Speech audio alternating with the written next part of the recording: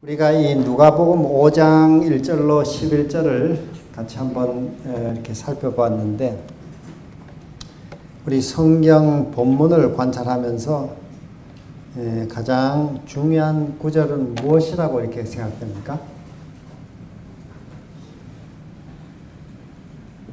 여러분이 각자 다 다른 이해를 가질 수도 있습니다. 여러분 보실 때 가장 중요한 구절은 뭐라고 이렇게 핵심이 뭐라고 보이죠?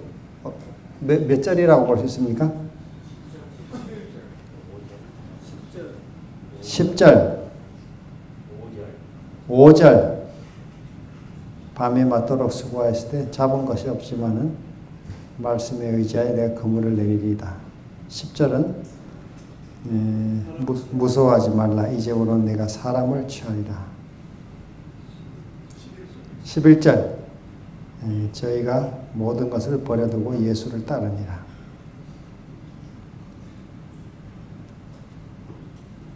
또 다른 이해 있습니까? 8절. 나는 죄인이로소이다. 자, 우리가 이제 자기 중심적으로 이제 성경을 살피는 거 하고, 예수님 중심으로 우리가 이 본문을 살피는 훈련을 이제 해나가면서 비교를 해본다고 하면은, 꽤 많은 이제 설교를 이 본문을 택하는 설교자들이 가지는 설교 주제들이 어떠한가를 보면은 깊은 데로 가라. 이런 설교를 자주 하죠. 또 말씀에 의지하여 그물을 내려라. 그랬더니 고기가 2배 넘치게 잡히더라. 오늘 우리도 깊은 데로 들어가면은 그런 경험을 한다. 또 상황이 다 어려워 보이지만은 말씀에 의지하면 고기를 많이 잡을 수 있다. 이런 설교들이 꽤 많이 있습니다. 근데 사실은 여기 본문 자체를 우리가 자세히 읽어보면은 제자들은 고기를 다 버리고 떠났습니다. 제자들은 고기를 다 버렸다는데 우리 자꾸 고기를 많이 잡는 것에 관심을 기울이고 있는 것이죠. 그러니까 이 관점을 우리가 성경을 볼 때 이 본문에서 강조하고 있는 것은 고기를 많이 잡는 방법을 말하고 있는 것은 아니라고 보십니다. 그리고 얼핏 보면은 깊은 데 그물 내리고 말씀 의지해서 하면은 불가능한 것도 하나님이 기적을 베풀어 주시는가 보다. 이렇게 생각할 수는 있겠지만은 이거는 우리가 자기 생각대로 읽는 것이지, 이 속에 예수님이 원래 가졌던 예수님의 목적, 예수님의 그 사역의 의미는 무엇이냐, 이걸 찾아보는 노력이 더 필요하다고 보여집니다. 여기 보면은 저자의 의도는 예수님이 베드로를 부르시는 것이죠. 예수님을 따르는 제자로 부르시는 거죠. 우리가 조금 더 이제 이 본문 앞에 더 확대해 나간다면은, 요한복음 1장에서 베드로는 안드레를 통해서 예수님께 처음 나왔습니다. 자기 형제를 통해서 예수님을 처음 만나게 됐고, 또 조금 앞에 또 사건은 누가복음 5장에 그 베드로의 장모를 고쳐주는 사건이 나옵니다. 그래서 베드로는 이 안드레를 통해서 예수님을 처음 만나고, 그 이후에 또 가까이에는 자기 장모를 열병에서 고침받는, 즉 예수님이 메시아라고 하는 사실을 그가 확인하게 된 것입니다. 그런데 여기 오늘 5장에 보니까 사람들이 나와서 그물을 씻고 말리고 있고, 또 이 베드로가 한 말을 보니까 밤새도록 고기를 잡았죠. 그런데 이게 메시아이심을 알고도 예수님을 따르다가 옛 직업으로 돌아간 것입니다. 우리는 여기에는 잘 안 나옵니다만은 시대의 소망에 조금 도움을 받으면은 침례 요한이 이렇게 옥에 갇히고, 예수님은 구명운동을 하시지 않고 있고, 또 유대전도에 실패하면서 크게 실망하면서 이 메시아에 대한 이 믿음을 베드로가 좀 잃어버리고 옛날 직업으로 돌아간 것입니다. 그래서 이 바다에가 그물을 던졌는데, 사도 여기 보면 이제 그 야고보 요한도 한 마리도 못 잡았다 이렇게 했습니다. 그게 이제 여기에 이제 배경으로 앞에 소개되고 있습니다. 이런 베드로에게 예수님이 지금 바라시는 것은 고기 많이 잡게 해주겠다, 뭐 이런 것이 아니고 그 메시아에 대한 믿음을 회복하고 모든 것을 버리고라도 따를 수 있는 복음을 다시 찾도록 하는 것이죠. 그래서 이 베드로가 고기 많이 잡힌 걸 보면서 뭐 기뻐한 것이 아니고 내가 죄인이구나, 이 하나님의 아들 예수 그리스도, 이 믿음을 내가 잃어버렸구나. 그래서 이 메시아에 대한 믿음을 그가 다시 회복하고 주님 나를 떠나 주십시오, 나는 죄인입니다. 이게 우리 복음을 깨닫는 매우 중요한 요소 아닙니까?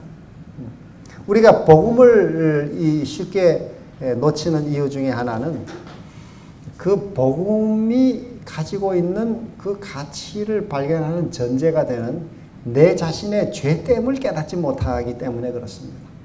내 자신이 죄되다고 하는 것을 깊이 깨닫지 않으면 복음에 대한 가치를 모르게 되어 있습니다. 그래서 이 십자가의 이 하나님의 이 복음은 언제나 하나님의 진노, 죄에 대한 하나님의 진노를 분명하게 보여줍니다. 심판을. 그거를 보고 죄의 깨달음을 가지고 복음의 가치를 깨닫도록 하는 것입니다. 우리가 이 복음의 가치를 깨닫는 전제는 우리 구원도 마찬가지예요. 구원을 깨닫는 전제는 죄에 대한 이해를 가지는 것입니다. 죄에 대한 이해가 구원에 대한 이해를 결정합니다. 한번 구체적으로 우리가 따져보면 죄에 대해서 여러분과 제가 그저 뭐 죄란 무엇이냐? 죄는 뭐 규칙을 어기는 것이다. 성경의 여러 규칙을 어기는 것이다. 그 정도로 죄를 이해하시면은 구원은 별 대수롭지 않은 것입니다. 뭐 내가 좀 애써 노력하면 규칙을 지킬 수 있는 거죠. 바울이 가졌던 유대주의 문화에서 배웠던 그 구원관이 그런 관이었어요. 바울은 이 유대 신앙은 뭐 힘써 의식을 지키면은 지킬 수 있을 정도였습니다. 빌립보 3장에도 율법의 의로운 내가 흠이 없다 이렇게 자부할 정도로, 또 부자 법관도 내가 다 지켰다고 어려서부터 할 정도로 그들이 가졌던 죄의 관념은 그냥 규칙을 어기는 것이었어요. 행동이 죄였죠. 행동이. 그런데 이 죄를 바로 깨닫기 위해서 또 전제가 하나 필요한데 그건 뭐냐면은 죄를 바로 이해하기 위한 전제는 율법을 바로 이해하는 것입니다. 하나님의 율법을 바로 이해해야 그 율법을 어긴 것이 죄이기 때문에 죄를 바로 이해할 수 있습니다. 사도 바울은 로마서 3장 20절에도 율법으로는 죄를 깨달음이니라. 이 율법의 중요한 기능이 죄를 깨닫게 해주는 것이죠. 그러니까 이 베드로가 이 예수님의 이 기적을 경험하면서 자신의 죄됨을, 메시아에 대한 믿음을 잃어버린 이 죄됨을 그가 깨닫고 자기 자신의 이 불의함을 그 앞에서 깨닫게 된 것입니다. 여기에 복음이 이제 소개되는 것이죠. 그래서 세리도 마찬가지로 내게 나는 죄인입니다. 이 누가복음 18장의 기도처럼 이것이 우리 모든 복음의 깨달음의 전제가 되는 사항입니다. 우리가 이 죄에 대한 깊은 이해를 갖지 못하면 이 죄로 인해 하나님의 이 진노와 심판을 받게 되는 이 확실한 이해를 갖지 않으면 구원이 대수롭지 않습니다. 뭐 십자가의 구원 말로는 하지만은 별로 그게 대수롭지 않게 여겨지는 거예요. 왜냐하면 내가 죄 자체를 별로 대수롭지 않게 여기기 때문에 구원의 가치도 별로 대수롭지 않은 것입니다. 그런 죄에 대한 이해를 밝게 가지려면 다시 우리는 하나님의 율법을 바로 이해하는 율법에 대한 바른 이해가 필요한데 성경에서 율법은 무엇이냐? 두 가지죠. 하나는 우리 죄를 깨닫게 하는 것이고 또 하나는 하나님의 그 무한한 사랑의 원리를 우리에게 보여주는 것입니다. 그래서 율법을 이 하나님의 사랑의 품성의 사본으로 우리가 바르게 이해하게 될 때에 우리가 죄를 바르게 이해할 수 있죠. 사실 율법은 어떤 규칙이 아니죠. 규칙이 아니고 하나님의 무한한 우주적인 사랑의 원칙이죠. 그러니까 다른 말로 하면 내가 원수를 사랑하지 못한다. 이것도 죄, 성경은 그걸 죄라고 말합니다. 근데 유대인들은 그 유대 신앙은 율법을 인간이 애써 노력하면 지킬 수 있는 규칙으로 축소시켜 버렸습니다. 율법이 축소돼 버렸어요. 유대인들은. 그러니까 그 사람들은 이 규칙을 지키면은 율법을 지키는 것이었어요. 근데 우리가 원래 그 무한한 율법을 바르게 이해하고 그 율법 앞에 서게 될 때, 아, 나는 죄인이구나. 그렇지 않습니까? 제가 아까 말씀드렸던 이 로마서 2장을 읽으면서, 아, 이게 남을 판단하는 것이 이게 무서운 죄구나. 제가 다시 이해하게 됐습니다.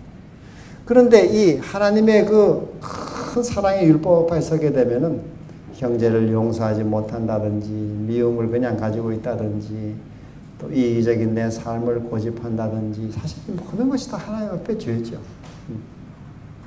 유대인들은 율법을 규칙으로 축소해가지고 규칙을 어기는 것을 죄라 그랬습니다. 손 안 씻고 뭐 밥을 먹는다든지, 또 뭐 안식일에 곡식 따서 먹는다든지, 이런 게 다 죄, 세부적인 규칙으로 만들어버렸어요. 율법을 아주 꽉 축소해버린 것입니다. 어마어마한 이 우주적인 원리의 사랑을 그냥 축소해버렸어요. 그걸 지키면은 율법 지킨 것으로. 그러니까 죄의 개념이 벌써 행동으로 위축돼 버리고, 구원은 뭐냐? 그 규칙을 잘 지키는 게 구원입니다. 그러니까 십자가의 복음이 필요가 없는 것이죠. 우리 인간이 별 죄인이 아닌데 뭐 그게 필요 없는 것입니다. 그래서 우리가 이런 하나님의 율법에 대한 바른 이해, 또 그 율법을 지키지 않을 때 오는 무서운 하나님의 심판에 대한 바른 이해, 내 자신이 하나님 앞에 큰 죄인이라는 바른 이해를 가질 때 나를 그 사망의 몸에서 건져내신 이 예수의 십자가의 이 피로 건져내신 이 구원이 얼마나 어마어마한 것이냐 하는 것을 감사하게 되는 것입니다. 이 복음에 대한 감사가 있어야 전도할 마음이 생기죠. 나는 복음을 대수롭지 않게 생각하고 복음 뭐 다 안다고 생각하고 있는데 어떻게 복음 전도가 이루어지겠습니까? 이 교회 복음 전도가 이루어질 수가 없습니다. 주로 전하는 게 뭐 교리를 전하게 되는 것이죠. 이렇게. 그래서 우리가 다시 한번 복음을 새롭게 이해할 필요가 있다고 보죠. 그래야 이 복음이 정말 우리 삶의 전부구나 이것이. 예수 그리스도가 전부시구나. 우리의 사역의 전부시구나. 그런 믿음이 생길 때 우리는 이 복음을 이웃에게 소개하게 되고 내 삶에도 복음을 적용하면서 문제를 해결받게 되고 죄의 문제를 해결하게 되고 또 우리 삶의 여러 이 어려운 일들을 이 복음이 해결하는 체험을 갖게 되고 그래서 결국은 이 복음을 경험하고 체험할 때에 전도는 생활로서 그냥 이루어지는 것이라고 볼 수 있어요. 왜냐하면 그 체험을 나누는 것이 전도죠. 아, 내가 이 복음을 가지고 이렇게 적용했더니 이 삶이 이렇게 해결되고 내 삶의 가정의 문제가 해결되고 사역이 해결되고 이런 체험들이 나눠지는 것 자체가 전도 아니겠습니까? 근데 이제 별도로 복음은 치워놓고 별도로 뭘 전하려고 그러니까 뭐 무슨 전도 원리도 필요하고 책자도 필요하고 막 이렇게 전도가 힘들어지는 것이라고 보죠. 이게 뭔가 이 신학적으로도 이 중요한 사실들이 이게 왜곡되면서 그걸 어떤 의미에 왜곡된 복음입니다. 왜곡된 복음이 지금 너무 많이 이렇게 우리 안에 침투해 들어와 있다고 봅니다. 왜곡된 복음. 한쪽에서는 좀 이 유대인들의 신앙의 어떤 율법주의적인 그런 강조들이 의식을 막 철저하게 지키는 것이 구원이라고 생각합니다. 자, 오늘 이 본문에서 우리가 이런 예수님의 복음을 한번 쭉 생각해 보면서 이 베드로가 이렇게 아까 말씀드렸던 침례 요한이 투옥당하고 또 유대 지방의 전도에서 실패하고 이 낙심한 베드로가 옛날 고기잡이를 갔는데 고기잡이 하나도 잡지 못하고 그야말로 실망해서 지금 여기 배에 나와서 그물을 씻고 있었습니다. 예수님께서 그 한 배에 오르셨는데 그 배가 시몬의 배라 이렇게 씁니다. 그리고 거기 청에서 무리를 가르치신 다음에 말씀을 마치시고 시몬에게 이르시되 깊은 데로 가서 그물을 내려 고기를 잡으라. 그랬더니 베드로가 밤새 우리가 수고했는데 못 잡았는데 한번 말씀에 하시니 제가 순종합니다 하고 내렸더니 2배가 가득 차게 걷었더라. 고기 많이 잡으면 좋아할 것 같은데 고기에는 베드로가 관심 없고 주님 저는 죄인입니다. 저를 떠나주십시오.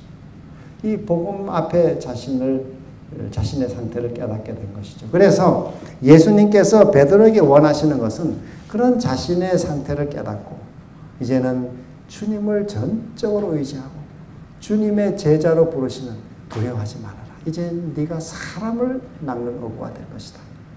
그랬더니 베드로가 그 부름에 응해서 배도 고기도 모든 걸 버려두고 주님을 따르더라.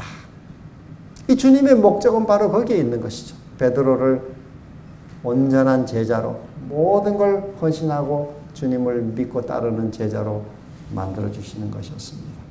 이것이 오늘 우리 이 본문의 중요한 초점이라고 할 수 있습니다. 베드로가 다시 메시아와 하나님의 나라에 대한 관심을 맞추도록. 그래서 결론은 베드로는 모든 걸 버리고 제자로 따르더라.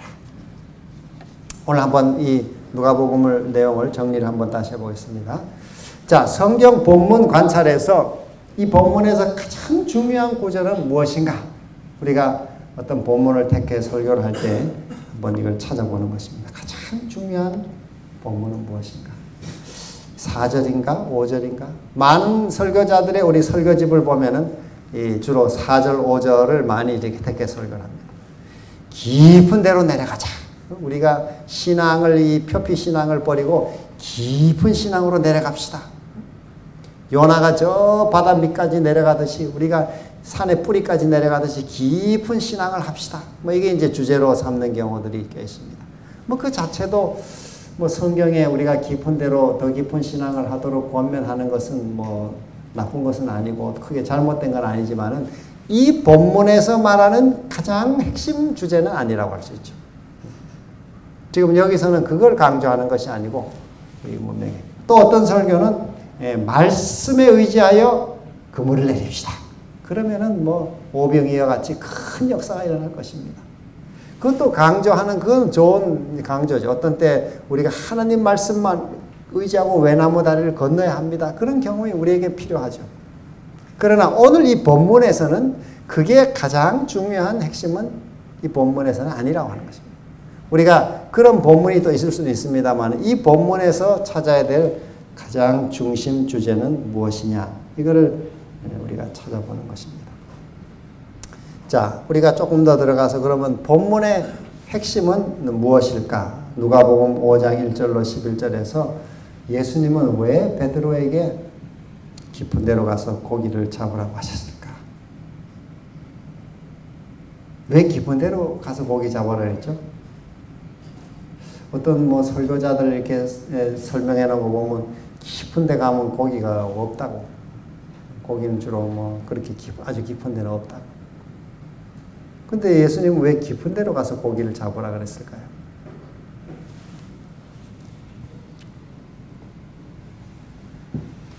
아마 사람이 어부의 상식을 넘어서는 정말 이 예수님이 정말 메시아이심을 다시 깨닫도록, 그래서 주님 저는 죄인이고 정말 주님이 메시아십니다 하는 그 믿음의 고백을 베드로가 할 수 있도록, 그래서 자신의 죄됨을 깨닫고 또 이제 주님이 부르시는 그 제자의 초청에 응하도록 주님은 베드로를 이끌고 계셨다고 볼 수 있습니다. 자, 그래서 베드로에게 주여 나를 떠나소서 나는 죄인이로소이다 하는 이 고백을 얻도록, 우리가 주님의 제자가 되는 길도 결국 우리 자신이 죄됨을 깊이 깨달아야 구주가 고마운 존재가 되죠. 그렇지 않습니까? 저도 뭐 이렇게 모태부터 신앙을 하다 보니까 신앙이 뭐 그냥 뜨뜻미지근한 것이 많이 있습니다. 늘 뭐 듣던 말씀이고 학교에서 듣고 뭐 교회에서 듣고, 그런데 제가 다시 요즘에 이렇게 이 복음에 대해서 내가 제대로 정말 알고 있는가 이렇게 다시 생각하면서 이렇게 찾아가면서 아 정말 하나님 앞에 죄인이구나, 이걸 더 날마다 깊이 깨달아야 되겠구나. 그래서 새벽기도 가서 앉아가지고 가만히 이렇게 개인 기도하는 시간에 앉으면은 요즘에는 자꾸 이 회개할 죄가 자꾸 많아지는 것입니다. 아까 말씀드린 뭐 남을 판단하는 이 판단의 죄도 제가 정말 뭐 그 대상을 다 기억할 수 없을 만큼 또 어떤 대상에는 뭐 너무도 많이 제가 말을 이렇게 한 경우도 있고, 정말 이 하나님 앞에 이게 다 진노의 심판을 받는 죄구나. 이렇게 우리 삶의 말씀 앞에 또 그리스도 앞에서 우리 죄를 자꾸 이렇게 깨달아가고 그 죄에 대한 깊은 내 자신이 죄인이라고 하는 사실이, 이게 사실 신앙생활의 축복이죠. 아, 나는 뭐 잘 믿고 있다. 목회자고 내가 교인들보다는 낫지. 이런 생각으로 신앙하게 되면은 우리는 복음에 대한 깊은 깨달음에 들어갈 수가 없다고 보이죠. 내 자신의 죄됨을 깊이 깨닫는 이것이, 그러면 주님이 우리에게 두려워하지 말아라. 이제후로 내가 사람을 취하리라. 우리에게 다시 초청하는 것이죠. 그랬더니 베드로는 그 모든 걸 다 버려두고 예수를 따르더라. 반응을 하는 것입니다. 전적인 헌신에 반응을 하는 것이죠. 자, 그래서 우리가 한번 본문의 이 주석 아웃라인을 한번 정리해 보면은, 이 본문의 내용을 한번 다시 보시면은 5장 1절에 배경 설명이 먼저 나와 있습니다. 무리가 몰려와서 하나님의 말씀을 들을새 예수는 게네사렛 호숫가에 서 계시더라. 이게 이제 배경이죠, 지금. 많은 사람들이 예수 말씀 듣기에 모여 있고 예수님이 거기 서셨고. 근데 2절로 4절을 보시면 베드로는 그저 그물을 씻고 있지 거기에 대해서 무관심한 모습을 봅니다. 예수님에 실망한 것이죠. 전도도 실패하고.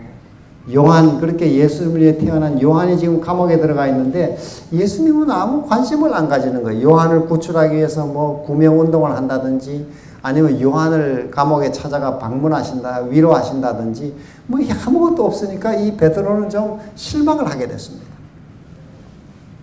무관심한 거죠. 그 무관심한 베드로에게 주님이 찾아오셔서 베드로의 배에 올라앉았습니다. 왜냐하면 우리 설명을 보면 너무 많은 사람들이 몰려서 서서 얘기하기가 곤란해서 예수님이 베드로의 배에 올라앉아서 조금 뛰어서 이 물가에 뛰고 사람들에게 이제 이렇게 말씀을 가르치는 것이죠. 무관심한 시몬에게 다가오시는 예수님의 모습이 3절, 4절에 소개되어 있습니다. 그 다음에 주님의 권위와 시몬의 순종이 나오는데 거기 5절에 우리가 본 대로 시몬이 이 그물 내려 고기 잡으라 했더니 이 시몬이 우리가 밤새도록 수고했지만은 잡은 것이 없는데 말씀에 의지해서 그물을 내리겠습니다. 5절에. 그랬더니 5절, 6절, 7절 이하에는 많은 고기가 잡혀서 다른 친구 배들도 불렀더니 두 배에 모두 다 가득 차게 이렇게 고기가 잠길 정도로 잡혔다. 이게 6절, 7절의 설명입니다. 그 다음에 네 번째로 죄인 시몬과 메시아이신 예수님과의 또 다른 만남이 8절 이하에 소개되어 있습니다. 주님, 제가 보니 당신이 메시아십니다. 하나님의 아들이십니다. 제가 주님을 믿는 믿음 없이 이렇게 실망하고 옛 직업으로 돌아가고 주님, 저는 죄인입니다.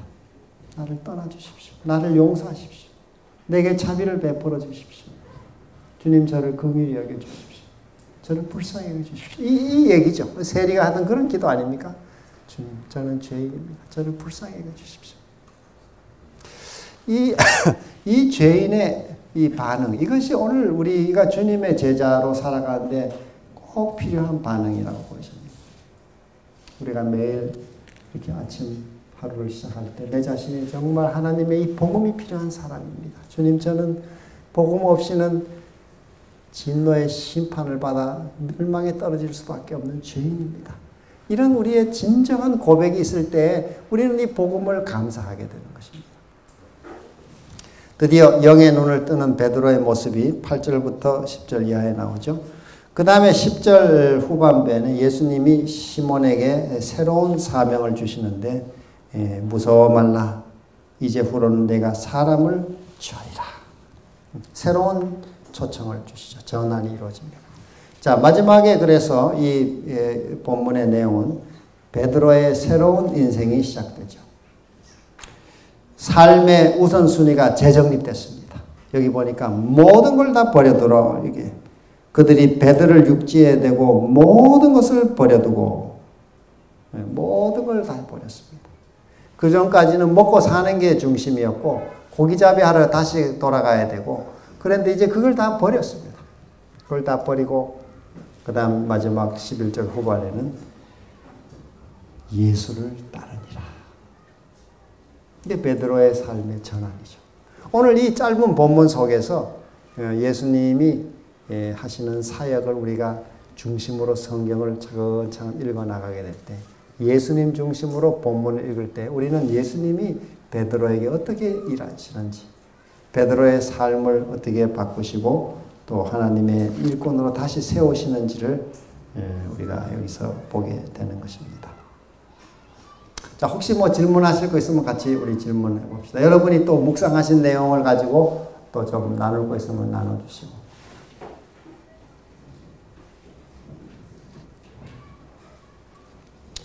자, 그래서 우리가 오전 시간에 같이 나눈 대로 나 중심의 성경 읽기, 어떤 의미의 주제 설교를 그냥 준비하는 차원으로 성경 읽는 거 하고, 예수 그리스도 중심으로 성경 읽기, 예수님이 하신 일을 구체적으로 모든 상황 속에서 준 구약의 본문이라 할지라도 예수님이 어떻게 그 역사하시고 어떻게 그 상황에 일을 하셨는지, 예수님은 이 상황을 어떻게 다루셨고, 예수님은 이 원래 하나님으로서 어떻게 이 상황 속에서 역사하셨는지, 우리가 이 성경의 본문이 모두 중심이 예수님이라고 할 때 우리가 그런 예수님 중심 관점으로 성경을 자꾸 찾아가는 훈련을 우리가 설교자로서 가지는 것이 필요하다고 보여집니다. 영국의 어떤 그 유명한 사람이 그 얘기하기를, 영국의 어떤 동네도, 어떤 작은 동네도 그 동네는 모두 다 이렇게 런던으로 향하는 길이 있다 이렇게 했습니다. 우리나라도 그렇죠. 시골 어디 가도 다 서울로 오는 길이 있지 않습니까? 예. 모든 동네가 다 런던으로 향하는 길이 있다. 마찬가지로 성경의 어느 부분을 읽을지라도 우리는 그곳에서 예수님께로 가는 길을 찾아내는 것이 필요하죠. 어떤 본문이라도 예수님께로 향하는 길, 그 중심인 예수님께로 가는 길을 찾아야 되고, 그 찾아낸 그리스도를 적용하는 것이 필요합니다. 그러니까 우리가 예수님 중심으로 성경 본문 관찰하는 훈련이라고 하겠습니다.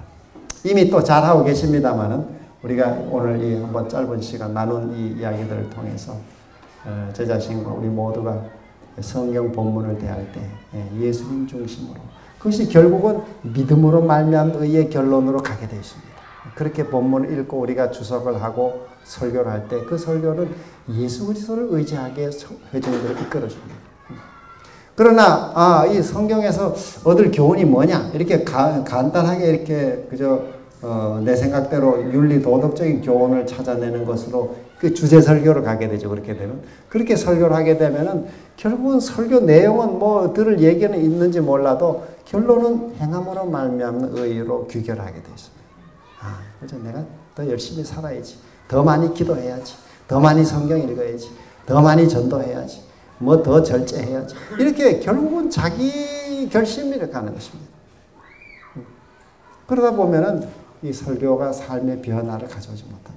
그리스도의 복음이 들어와야 변화가 일어납니다. 인간의 죄된 본성은 사실은 그 사랑이 없습니다. 우리 속에.